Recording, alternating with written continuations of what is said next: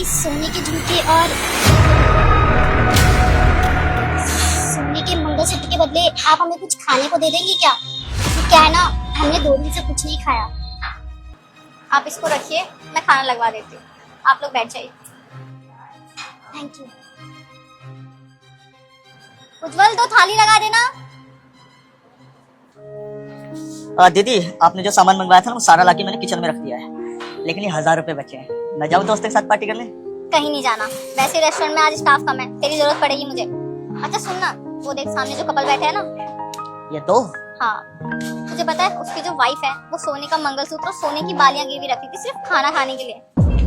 दीदी, ऐसी भी इतनी क्या बड़ी बात हो गई कि खाने के लिए इतनी महंगी चीज गिरवी रख दी? वही मैं सोच रही हूँ, उसके पास गोल्ड का इतना सामान है, मतलब अमीर खानदान से होगी, तो ऐसी क्या प्रॉब्लम आ गई? चल के पूछे। हाँ चलते।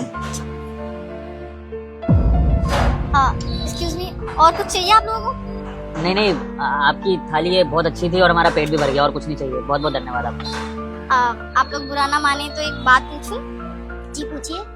वो आप अपने सोने का मंगलसूत्र और कान के झुमके गिरवी रखी थी सिर्फ खाने के लिए, मतलब मैरिड वुमेन के लिए तो मंगलसूत्र सबसे ज्यादा कीमती होता है, और आप लोग तो न्यूली मैरिड भी लग रहे हो और अच्छे घर से भी लग रहे हो, तो आप लोग अपना मंगलसूत्र क्यों गिरवी रखते थे खाने के लिए? क्या मैं जान सकती हूँ?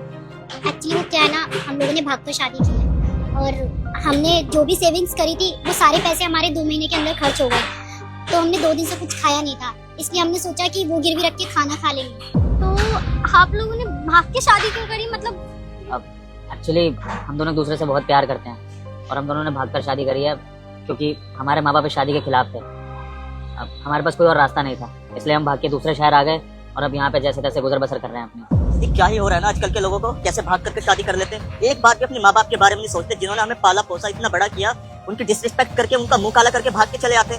और अगर घर वाले नहीं मान रहे तो आप मनाते ना, एक बार कोशिश करते। लेकिन नहीं, आप लोगों को तो भागना था, उनकी इज्जत जो उछालनी थी।